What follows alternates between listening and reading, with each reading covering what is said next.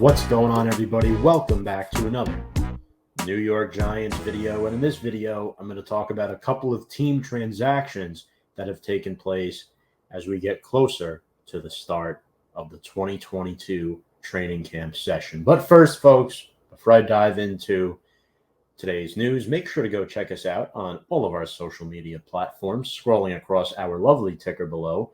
You can subscribe to us on Instagram and Twitter at Big Blue Avenue, in addition to our YouTube channel. A quick reminder, we are presented by BetUS. You can sign up with the promo code below there at JOIN125. Again, that is JOIN125. Get a 125% sign-up bonus when you sign up with BetUS. That is America's #1 favorite sports book. You can bet on the go from your mobile device, anywhere, anytime. And now, ladies and gentlemen, we're going to get into this episode here where I talk about the Giants' recent roster addition in Gavin Heslop, defensive back, who is actually a local guy.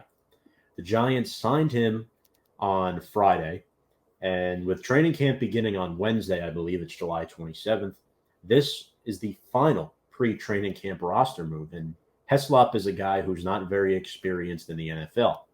He played 3 games for the Seattle Seahawks last year. And this is a guy who's about 6 foot, 197 pounds. He made his NFL debut against the Cardinals back in November. 24-year-old kid, local guy from Yonkers, New York. That's just above, for those of you who don't know, that's just above the Bronx. It literally borders the Bronx. It's about literally 5 minutes outside of New York City, not even. Heslop participated in just 34 snaps over 3 games, 4 on defense, 30 on special teams, and had a special teams tackle against the Houston Texans.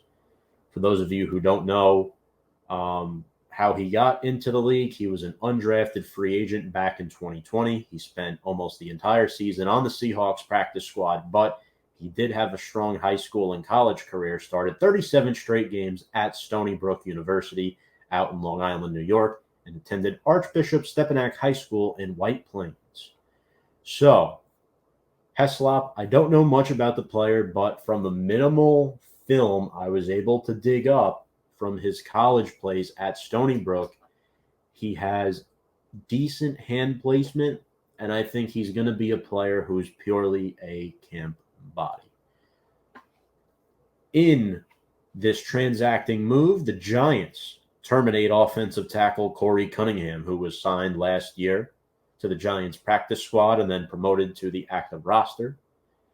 He was terminated due to a non-football injury.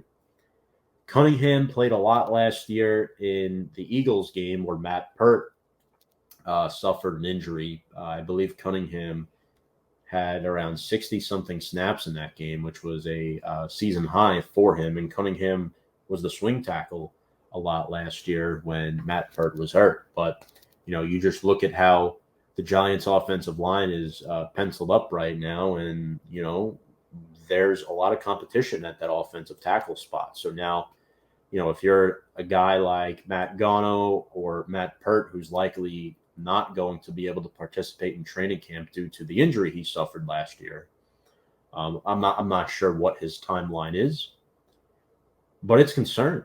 After Andrew Thomas and Evan Neal, what is there at offensive tackle, right? You're looking at Matt Gono as potentially the swing tackle. Korey Cunningham is gone. Matt Pert might get cut if he's not healthy by preseason. Again, this is a new regime. So the Giants welcome Gavin Heslop, and they terminate offensive tackle Korey Cunningham. Folks, another quick announcement. Giants rookie tight end Daniel Bellinger was placed on the physically unable to perform list. He could miss up to potentially 4 weeks or more. That is not good news for the Giants. This was a quad injury that Bellinger suffered. He was one of the guys who was practicing with Daniel Jones for several days prior to reporting. I think it'll be interesting to see how the Giants' tight end position plays out. But again, there's a lot of holes on the team this year, secondary being one of them. The Giants just keep adding DBs. They want that competition, offensive tackle. Who's going to be that swing tackle behind the 2 young dogs? And then, of course, the tight end position.